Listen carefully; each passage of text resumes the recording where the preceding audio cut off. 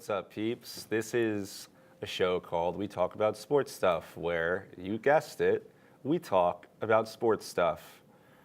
So, in the news, we've got Magic Johnson. He just announced that he's stepping down as Lakers prez of basketball ops. What do you guys think about that? Well, I mean, It's kind of sudden. I Yeah. think. I didn't expect it. He didn't even tell his wife, which is kind of messed up. He should have. I mean, he didn't tell anybody. Well, yeah, so I this- mean, another- that doesn't necessarily matter. He just was like, oh hey. stepping down, like, all I know is you could tell everyone's surprised because like almost every single like person, especially like a lot of people involved in the Lakers and a lot of people involved in LeBron, the NBA were yeah. like, wait, where they were just like they had like their facial expressions were like full of like surprise, the fact that the this came surprise out. emoji. That's what I think of when I hear this story. It's just, I didn't expect it. Yeah, like he was saying how he was really tired. Like when he wanted to go back to kind of just.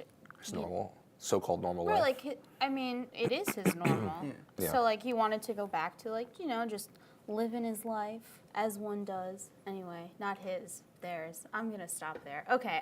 But like, he also had said like he was really tired of being investigated or fined by the NBA for like supposedly tampering when he commented on Twitter about like basketball or speaking to other organizations' players. He was really tired about that. Yeah.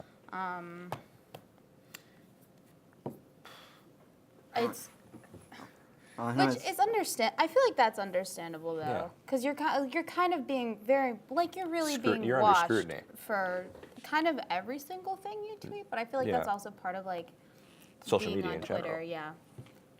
Goes for anybody. Yeah.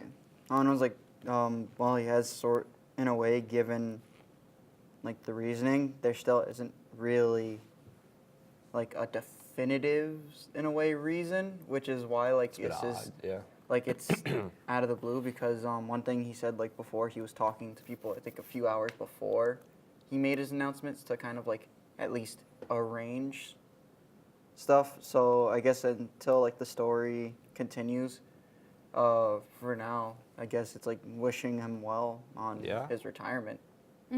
Yeah. So it's pretty interesting. I didn't expect it. I mean, I'm not a huge Magic Johnson fan, but yeah. So, you guys like the Eagles? Just watch football in general? I'm a Falcons fan. Ooh. Yeah, I'm a different Football's bird. fine. Okay. It's a sport.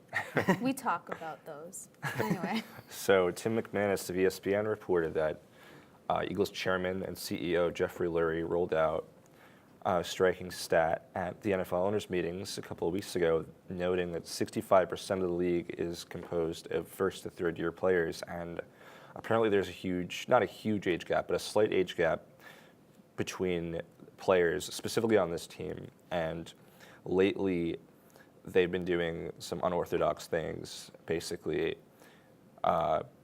getting older players on the team, 30 plus, rather than players in their mid to late 20s. And I think from what I've heard, they're the first team to do that. And other teams like the Giants, Jets, Patriots, they have, aside from maybe Brady, they have a majority of their players are in their mid to late 20s.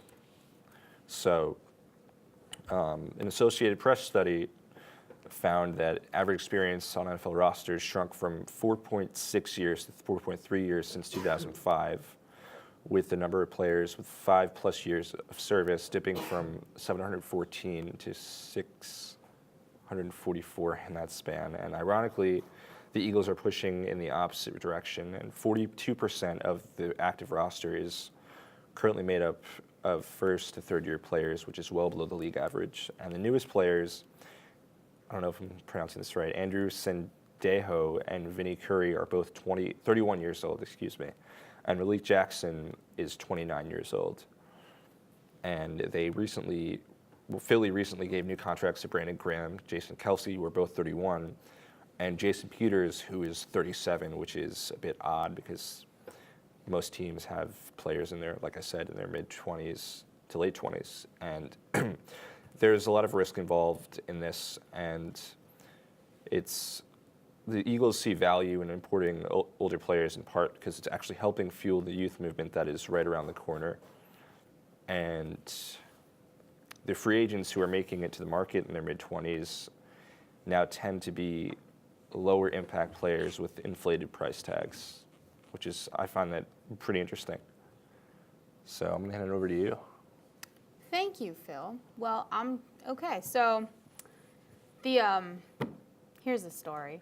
The Houston Astros are being sued for around $1 million by Jennifer Harity, who alleges that the team's mascot broke her finger after the mascot used the T-shirt cannon last season.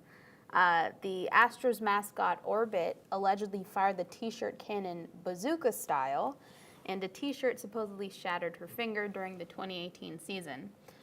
In their own report, the Houston Chronicle mentioned that the court records state the T-shirt struck her at a close range and that the T-shirt hit her finger head-on, fracturing it and causing her to have 2 surgeries. It also reported that Harity had to have 2 screws placed in her finger to fix the break, and that even though she goes to physical therapy twice a week, she still suffers from pain, swelling, and loss of range of motion. And even after the second surgery in October, her finger is still in an extended position with little to no range of motion. Among other things, Harity's lawsuit claims that the Astros were negligent when it came to firing the cannon and that they did not provide proper warnings to fans about the safety risks that cannons pose. The Astros released their own statement yesterday saying that the team is aware of the lawsuit regarding the cannon and that they disagree with the allegations. The team also stated that regardless, they will continue to use the T-shirt cannon because it is popular with their fans. Well, whether you agree or disagree with the lawsuit allegations, you can't say that it probably didn't hurt. Also, that finger surgery must be an experience because you're more likely to actually be awake during the surgery because doctors really only need to use a local anesthesia, so you don't really need to be sedated. Also, not that, it's important to put the warning out there about cannons, but I feel like part of this is very much a common sense kind of a thing. I mean, what are you expecting when you I don't know, whether you're reaching for something, if that's being shot from or a T-shirt that was just shot from a cannon, or if you're in the range of it, I feel like you probably kind of already know the risks. Anyway. Well, at least it's not a baseball. Yeah. That's a relief for her. Anyway, so Gabe, you're talking about Jeopardy and a sports bettor, right? Yeah. Do you either two watch Jeopardy at all? I Yes, do. I love Jeopardy. Best wishes to Alex Trebek. Oh yeah, definitely. That also came out of nowhere Yeah. when that news was dropped. That was interesting. Well, what happens when a professional sports bettor competes on Jeopardy? Well, a new Jeopardy record is set, of course. James Holzhauer, a 34-year-old professional sports bettor from Las Vegas, made history by making over $110,000 in one day on the famous game show. The previous record was made by Roger Craig on September 14, 2010, where he made $77,000. As of now, Holzhauer is on a hot streak on the show. This record also comes with his fourth win. Many fans of the show are even going out of their way to say that this is only the beginning. In the 4 days since his start on the show, Holzhauer has made more than $244,000. Holzhauer was born and raised in Naperville, Illinois, and graduated from the University of Illinois with a bachelor's in math. From there, he ran a website that focused on poker strategies and made enough money to go into the sports betting business. He would eventually move to Las Vegas, where he is considered a respected bettor. Holzhauer has said that he has been a bettor since 2006 and started with baseball before moving towards basketball, hockey, and football. In an interview with ESPN, Holzhauer said he thinks his work is similar to an investment bank, except that he's the analyst, trader, fund manager, and day trader all in one. Now that this record has been beaten, Holzhauer will now have an even bigger hurdle to deal with. After he gave the winning answer, Host Alex Trebek mentioned the past champion, Ken Jennings, who has made more than $2.5 million from his 74-game streak in 2004. Holzhauer is going to have to bring his A game if he wants to beat Jennings. Fans can remain hopeful because on his first day on the show, he correctly answered 129 questions out of 133. Holzhauer, since his first day, has also been making subtle shout-outs to his family while playing. On his first day, he had wagered $3,268 as a way of saying happy birthday to his nephew, who was born on March 26, 2008. With his future looking bright, he'll have his family, friends, and fans to cheer him on the way to Jeopardy victory. Back to you. Well, folks, that's a wrap. This has been We Talk About Sports Stuff, where, once again, we talk about sports stuff. Thank you.